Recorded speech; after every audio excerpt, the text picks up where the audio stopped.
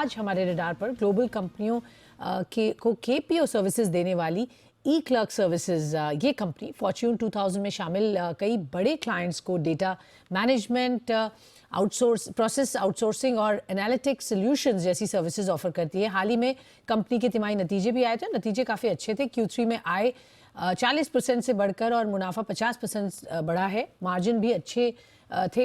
नतीजों में क्या ट्रिगर्स थे, आगे किस तरीके के डिमांड पैन आउट हो रहा है, और आईटी सेक्टर स्पेसिफिकली जिस दौर से गुजर रहा है वहाँ पर बहुत अपॉर्चुनिटीज़ हैं, तो इस कंपनी का खास फोकस कहाँ होगा। चलते हैं कंपनी के को founder and executive director Priyadarshan Mundra हमारे साथ शो में जुड़ रहे हैं। Mister Mundra, good afternoon. बहुत बहुत धन्यवाद हमें समय देने के लिए और हमसे बात करने के लिए। पहले तो नंबर्स पर एक बार क्विक नज़र डाल लेते हैं सर। आपके फरवरी 2 को जो नंबर्स आए वहाँ हमने देखा कि रेवेन्यू बढ़िया 40% प्लस ग्रोथ दिखी है। वहाँ पर की ग्रोथ रेवेन्यू ड्राइवर्स क्या थे सर, और आगे क्या ये सस्टेनेबल रहेगी इस तरीके की परफॉर्मेंस? स्वाति, धन्यवाद आपको कि आपने मुझे शो पे रखा। आपने रेवेन्यू ग्रोथ के 2 या 3 मुख्य ड्राइवर्स हैं। सबसे पहले तो पिछले 2-3 सालों में कंपनी की ये एफर्ट रही है कि जो हमारे स्पेशलाइज्ड सर्विसेज हैं उस पे हम ज़्यादा फोकस करें, उनको डेवलप करें और उनमें एनालिटिक्स एंड ऑटोमेशन ऐड करके उनकी अपील एनहांस करें क्लाइंट्स के लिए। तो ये जो हमारा प्रोडक्ट डेवलपमेंट का जो काम था पिछले 2-3 साल से, अब उसका बेनिफिट हमें मिल रहा है। जैसे आपने देखा नतीजों में ग्रोथ स्ट्रांग है, तो पहला कारण तो ये है। दूसरा मैं ये कहूँगा कि जैसे आप जानते हैं वेस्टर्न मार्केट्स में, खास करके यूएस में लेबर मार्केट्स काफ़ी टाइट हैं और सही स्किल्स मिलना हमेशा आसान नहीं है। तो इससे फ़ायदा मिला है ऑफशोरिंग कंपनीज़ को, जैसे हम। और तीसरा, ये कोविड के समय में हमारे सारे क्लाइंट्स को ऑफिस से बाहर काम करना पड़ा और उन्हें ये महसूस हुआ कि बहुत सारा ऐसा काम जो वो सोचते थे ऑफिस में ही हो सकता है, वो काफ़ी इफ़ेक्टिवली ऑफिस के बाहर भी हो सकता है। और इस रियलाइज़ेशन से भी ऑफशोरिंग को एक एक इम्पेटस मिला है और हम भी उसके बेनिफिशियरी हैं।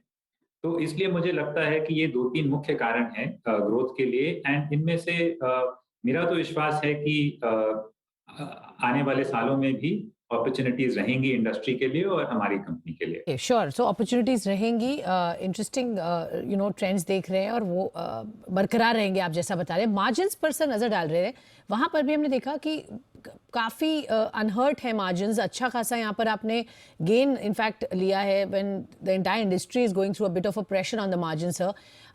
कैसे मेंटेन हुए हैं पहले तो, और इंक्रीज कैसे दिख रहे हैं मार्जिन्स का आउटलुक क्या होगा आगे आने वाले समय में? परफॉर्मेंस के लिए मैं अगेन 2-3 फैक्टर्स पे आपका ध्यान खींचूंगा। पहला तो ये कि जैसे मैंने कहा, क्लाइंट्स मोर कंफर्टेबल हो गए ऑफशोरिंग से, तो हमारा जो बिजनेस का मिक्स था ऑनशोर वर्सेस ऑफशोर, वो थोड़ा बहुत ऑफशोर की तरफ टिल्ट हुआ है इंक्रीमेंटली। एंड ऑफशोर वर्क में जैसा आप जानते ही होंगे मार्जिन थोड़े बेटर रहते हैं, तो ब्लेंडेड बेसिस में उसका हमें फायदा मिला। दूसरा मैं ये कहूँगा कि कोविड टाइम्स में कुछ जो जनरल खर्चे रहते हैं उनमें बचत हुई, जैसे कि ट्रैवल में और कुछ ऑफिस रिलेटेड खर्चों में भी। तो उसका भी हमें बेनिफिट मिला मार्जिन्स में। एंड थर्डली, क्योंकि हमारे ज़्यादातर नए सेल्स हमारे फोकस सर्विसेज एरिया में आए, उन एरियाज में हमारी डिलीवरी भी मोर एफिशिएंट है, तो मार्जिन्स कैप्चर करने का ज़्यादा मौका रहता है। तो ये 2-3 कारण मुख्य थे मार्जिन्स के लिए। हमारा जनरल गाइडेंस ये रहता है 28 से 32% का रेंज इबिटडा का। तो अभी हम उसके थोड़े अपर एंड में हैं। पर अगेन मेरे ख्याल से मार्जिन्स भी, यदि ग्रोथ स्ट्रांग रही तो मार्जिन्स मेंटेन करने का हमें मौका मिलेगा। मार्जिन मेंटेन हो जाएंगे ग्रोथ स्ट्रांग रही तो।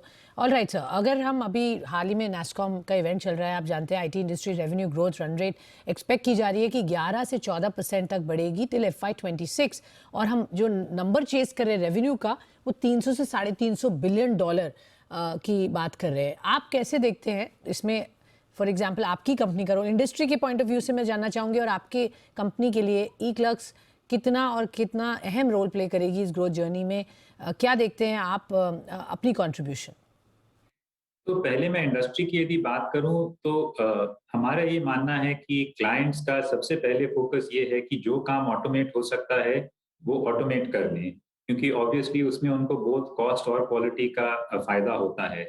तो उस कारण से टेक्नोलॉजी स्किल्स का डिमांड, मेरा उम्मीद ये है कि काफी स्टडी इनफैक्ट ग्रो करेगा over the coming years, and that will help India में जितनी आईटी कंपनीज है।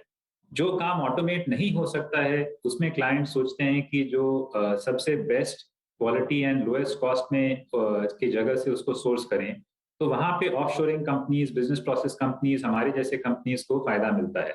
तो बिकॉज ऑफ ये जो क्लाइंट का अप्रोच है कि automate whatever you can and then reduce cost for whatever is left, I think ये रिस्पेक्टिवली इंडियन आईटी और इंडियन बीपीओ इंडस्ट्री के को फायदा मिलेगा इस अप्रोच से। तो जैसे आपने कहा, नैस्कॉम का ऑप्टिमिस्टिक फोरकास्ट है अगले 3 4 5 साल का, और मुझे भी लगता है कि ये उचित है। ओके। हमारी जो जहाँ तक कंपनी का सवाल है, मुझे ये उम्मीद है कि जो हम फोकस सर्विस एरियाज में अपना अटेंशन डाल रहे हैं उन सब में अच्छा स्कोप है, डिमांड पूल्स काफी लार्ज हैं। तो यदि हमारा एग्जीक्यूशन अच्छा रहे तो कोई कारण नहीं है कि हमारा ग्रोथ भी अच्छा नहीं रहे ओवर द नेक्स्ट 3 4 5 साल। ओके, तो आप काफ़ी बुलिश हैं और आप कह रहे हैं numbers of course reach out हो सकते हैं, आपका रोल भी यहाँ पर रहेगा। नैस्कॉम कॉन्फ्रेंस में अगर हम देखें तो ऑब्वियसली आईटी इंडस्ट्री में हम हाई क्वालिटी एम्प्लॉयमेंट की अब बात कर रहे हैं, हमें स्किल सेट सही चाहिए। डिजिटल स्पेस में जो एक बूम आया है उसको मीट करने के लिए we need a lot of good workforce, skilled workforce. और चूंकि इंडस्ट्री एक एट्रिशन की बड़ी तरह प्रॉब्लम फेस कर रही है, स्पेशलाइज्ड स्किल नहीं है इस वक्त इंडस्ट्री में, और उसकी वजह से थोड़ा सा कंसर्न कंपनीज पर है। तो आप from your point of view at eClerx कैसे रिड्यूस कर रहे हैं सर ये गैप? हमने देखा आपने पार्टनर किया है नैस्कॉम फाउंडेशन से पहले। हाँ जी, तो जहाँ तक टैलेंट का सवाल है, वहाँ 2 3 हमारे इनिशिएटिव्स हैं। एक तो ट्रेनिंग पे बहुत अहमियत हम देते हैं, क्योंकि काफ़ी जो हम काम करते हैं क्लाइंट्स के लिए, उसके लिए जैसे आपने कहा रेडी स्किल्स इंडिया में मिलते नहीं हैं। तो काफ़ी स्ट्रॉन्ग हमारा इन्वेस्टमेंट रहता है इन ट्रेनिंग। बहुत पहले तो क्लासरूम लेड ट्रेनिंग था, अब mostly online and digital platforms पे ट्रेनिंग रहता है।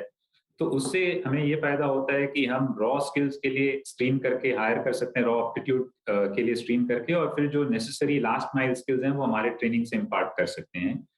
इसी रिस्पेक्ट में हमने नास्कॉम के साथ भी टाई अप किया है और कुछ कोर्सेज डेवलप किए हैं, जिससे हमारी जैसी कंपनीज में वो लोग जब ग्रेजुएट करें तो इजिली अब्जॉर्ब हो जाएं। लैटरल्स का जैसे आपने कहा, पिछले 6 महीनों में काफी मार्केट टाइट था और एट्रिशन भी सारे कंपनीज में हायर था, पर अब लास्ट 1 2 महीने से हमने थोड़ा सा कूलिंग ऑफ देखा है उस एट्रिशन में। तो मैं उम्मीद करूंगा कि अब आगे चल के एट्रिशन थोड़ा more in line with longer term averages आ जाए। Okay sure. So in some time आपको लगता है ये चीज़ें थोड़ी सेटल हो जाएंगी? अभी ऑफ कोर्स वो थोड़ा सा एक कंसर्न, एक चर्न है जो हम देख रहे हैं। सर ई क्लर्क्स के एक्विजिशन प्लान्स क्या रहेंगे FY23 में? ऑब्वियसली ये स्पेस जिस तरह से इवॉल्व हो रहा है, तो क्या रिक्वायरमेंट्स हैं जहां आपको लगता है गैप्स हैं जो फिल इन हो सकते हैं through a good opportunity in the M&A space? कौन से वर्टिकल्स हैं सर जो आप देख रहे होंगे? तो एक्विजिशंस, हमारा ये मानना है कि हमारी इंडस्ट्री में एक इम्पोर्टेंट सोर्स ऑफ ग्रोथ है। तो हम देखते रहते हैं, जैसा आपने देखा होगा पिछले साल हमने परसोनिक करके कंपनी को अक्वायर की थी इन दिसंबर 2020।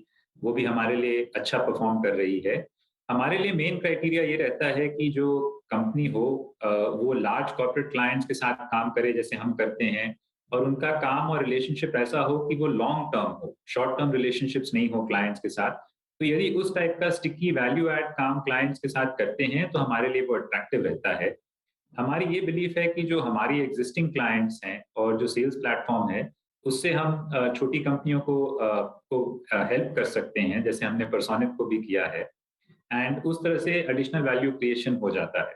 तो हम देखते रहेंगे एक्विजिशन की अपॉर्चुनिटीज को, पर हमारे ये फिल्टर क्राइटेरिया हैं। एंड जैसे आप समझ ही सकते हैं कि एक्विजिशन कंप्लीट होने के लिए बहुत सारी चीजें लाइन अप होनी पड़ती हैं, वैल्यूएशंस, टर्म्स, मैनेजमेंट फिट वगैरह। तो वो सब देखना पड़ता है, पर क्योंकि इतने सारे एसेट्स हैं, hopefully from time to time हमें एक अच्छी अपॉर्चुनिटी मिलती रहेगी। Okay sure. So it is on your radar of course. अब स्टडी करेंगे, देखेंगे क्या फिट है और फिर देखेंगे।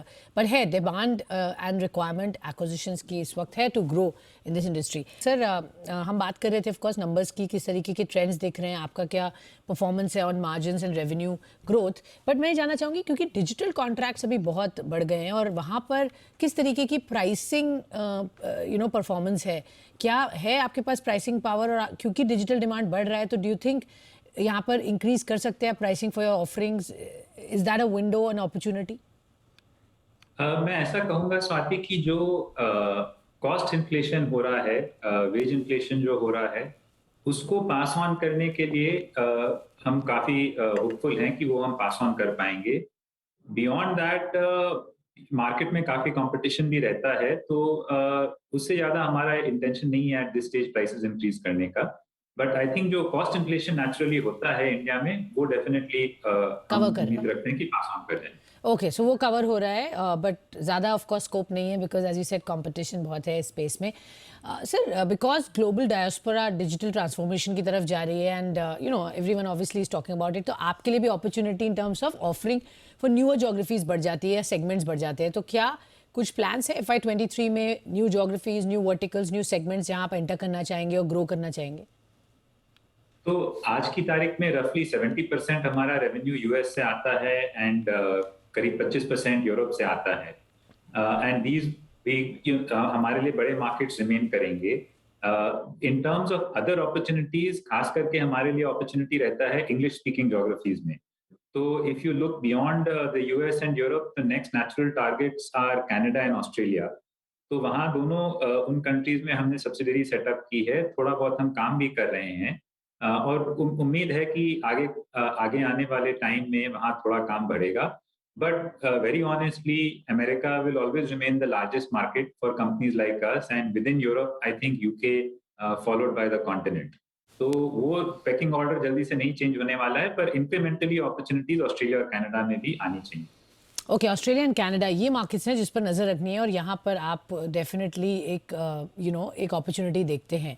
ओके सर, आपने बात की थी एक एक्विजिशन की और उस पर मैं थोड़ा सा डिटेल में आपसे जानना चाहूँगी। परसोनिव की आपने बात की, obviously it's outsourcing provider with over 35+ years of experience, US, India, Philippines में उनका प्रेजेंस है। किस तरीके की इंक्रीमेंटल रेवेन्यू सर वहाँ से आपको आ रही है, और जो भी एक्विजिशंस आप देखेंगे जिस स्पेस में, अगर आप थोड़ा सा हमें समझाएं इस वक्त रिक्वायरमेंट क्या होगी और क्या टिकट साइज हो सकता है उस पर्टिकुलर एसेट का, उस एक्विजिशन का? तो परसोनिव का जैसे हमने डिस्क्लोज किया था एक्विजिशन के टाइम में, उस समय रफली $30 मिलियन की एनुअलाइज्ड रेवेन्यू थी कंपनी की। एंड उस बात को एक साल से थोड़ा सा ज्यादा हो गया, and in that time company थोड़ी ग्रो भी की है, तो आज उससे थोड़ी अधिक है रेवेन्यू कंट्रीब्यूशन हमारे लिए। आप कोइंसिडेंटली देखेंगे तो हमने जो लास्ट 3 एक्विजिशंस किए हैं, परसोनिव की, CLX की एंड एजिलिस्ट की, जिस समय वो डील्स क्लोज हुई, they were all between 10 and 15% of our revenue. तो in a way I think वो हमारे लिए एक स्वीट स्पॉट रहता है कि वो एसेट इज बिग इनफ कि हमारे लिए मीनिंगफुल हो, कोई डिफरेंस करे ट्रेजेक्टरी में, but at the same time इतनी बड़ी कोई कंपनी नहीं है या डील नहीं है जिसपे हम सारा बिजनेस बेट कर रहे हैं। तो इन आई थिंक वो जो साइज है वो हमारे लिए कंफर्टेबल साइज है। उससे बहुत छोटी हो तो कोई मतलब नहीं बनता। But you know ultimately I think ये acquisition is the art of the possible. तो जो डील्स अवेलेबल होती हैं उसमें ये ओपन माइंड से इवैल्यूएट करना पड़ता है, बट इन द पास्ट 10 से 15% has been the range of our revenues. Okay, sure sir, that's a fair point. बहुत बहुत धन्यवाद मिस्टर मुंद्रा हमारे साथ जुड़ने के लिए और हमें बताने के लिए किस तरीके का बिजनेस अभी है और क्या अपॉर्चुनिटी आगे फ्यूचर में दिख रही है, क्या है आउटलुक।